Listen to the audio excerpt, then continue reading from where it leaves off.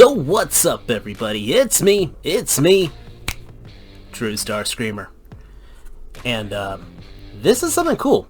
I'm going to be trying to shotgun a whole bunch of reviews here, by the way.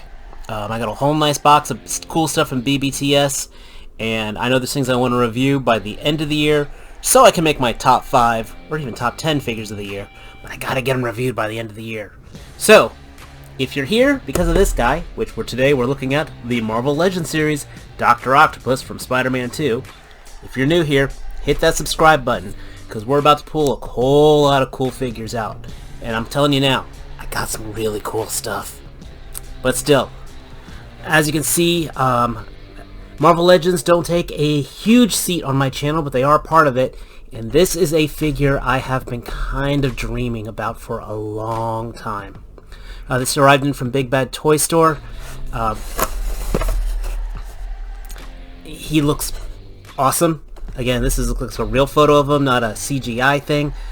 We got the Doc Ock. We got hands. We got alternate things for the octopus arms here. Yes, it's a closed box with art all over. But this is what we've been waiting for. This is a figure we have been waiting on for a long time.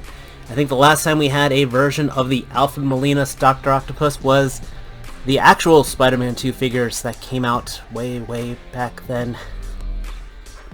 Fun fact, Spider-Man 2 was the last Spider-Man movie I actually saw in a movie theater. I kid you not.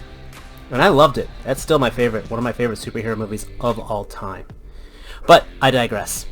Let's get this guy out of the box and let's talk toys.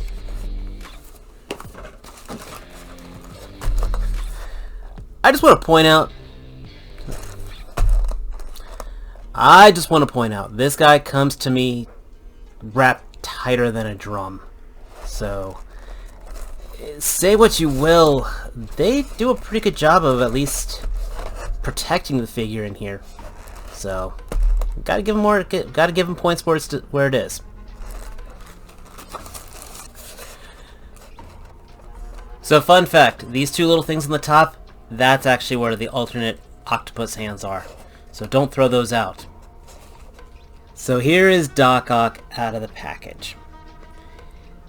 First thing I gotta say, okay, this is very cool. This is very cool, but I did have a QC error. Out of the package, this claw came out broken. The C-clamp was snapped and it was in the plastic piece.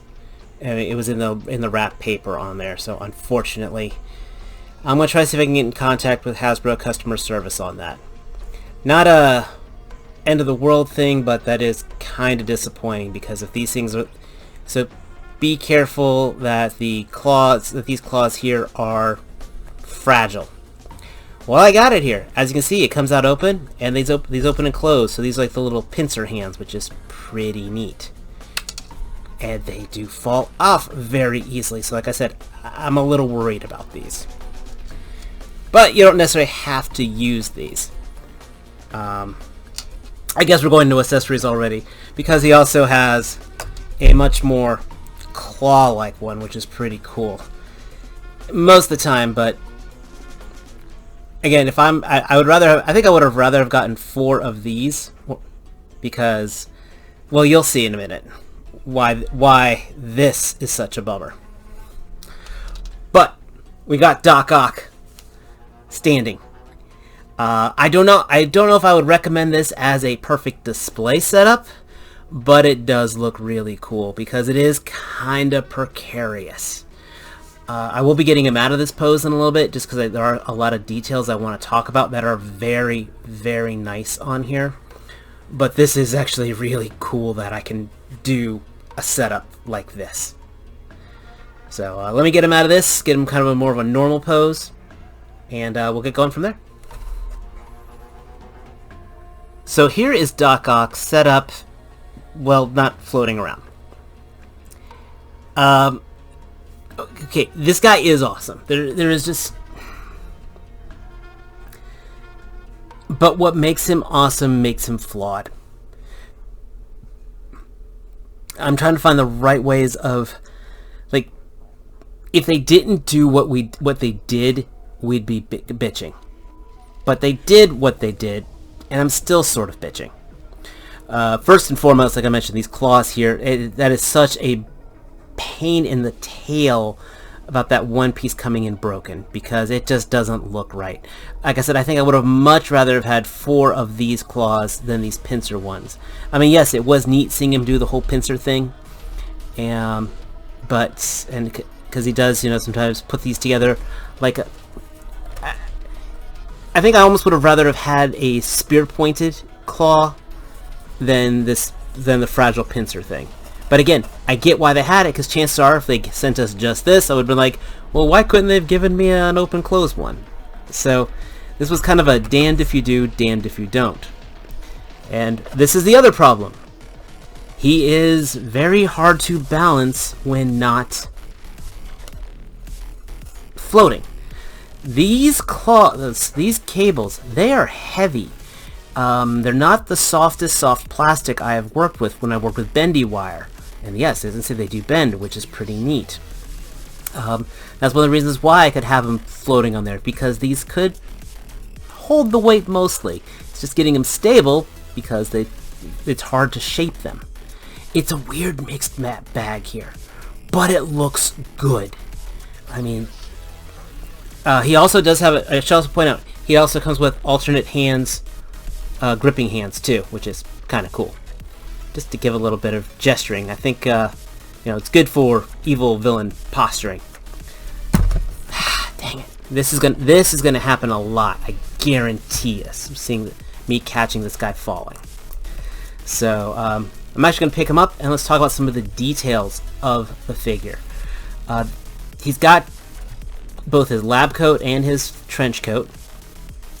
I love that we actually have the zipper painted on here. That is a wonderful detail that they didn't have to do.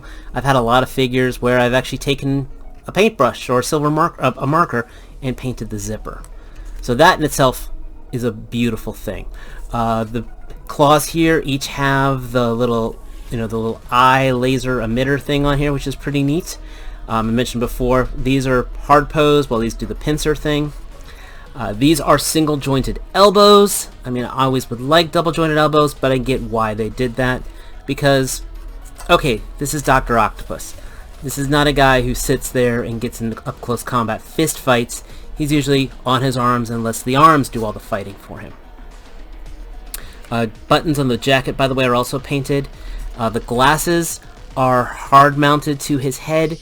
This is exactly how I wish Buzzer had his glasses on, by the way. This is done very well with clear lenses, and it basically looks like Alfred Molina. He does have his turtleneck.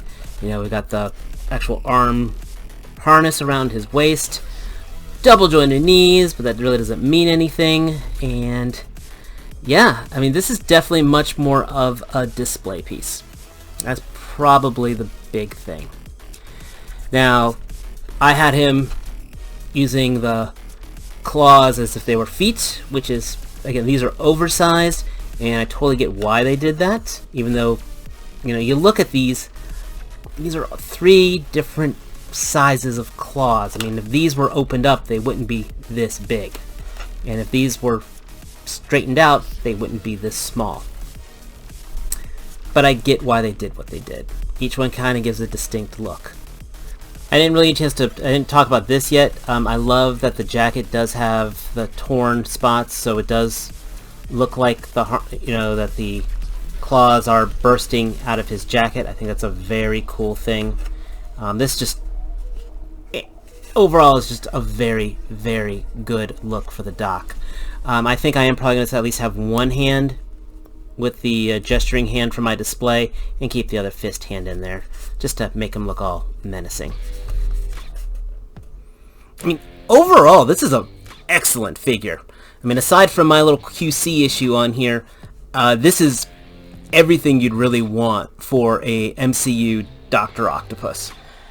Again, these arms are some of the most solid, bendy things I've ever seen. I really don't have any fear of them wearing out, that the wire inside is going to snap or anything. He absolutely exudes the personality. So, if you are a fan of Spider-Man 2, or, you know, the last Spider-Man movie where everybody showed up, this is an absolute recommend. He's not horrible for his pricing, considering how Hasbro's been lately. So it was, what, $35, $36 on BBTS, maybe. But when this guy came out, I was afraid this was going to be a $50 figure, plain and simple. So that you know, got reserved for the Green Goblin, which we'll talk about later, maybe this week. It's just, yeah, he's good. Very, very, very good. You know, as an action figure, no, he's not the most articulated. But for a figure like this is not a figure I need crazy dynamic posing. I mean, yes, I always want it. No, there is no shoulder, there is no butterfly joint. Single jointed elbows for the jacket and all. But honestly, this is the type of pleasure I get like from a NECA figure. You know, it's the display, it's the sculpt, it's the details, and they're all there. I mean, no, it's not the same level as NECA, but for Hasbro, this is actually very, very good. So if you are, again, a fan of the Alfred Molina Doctor Octopus, this is an absolute must-buy, I think. But again, that's just my views. Let me know your thoughts. That's what the comment section is for down below. If you like this video, give it a like. If you're new here, hit that subscribe button. Like I said, I'm going to try to shotgun a ton of reviews out in the next couple days because I got a lot of really cool stuff. And, again, as always, as I love to say, until next time, take care. Peace.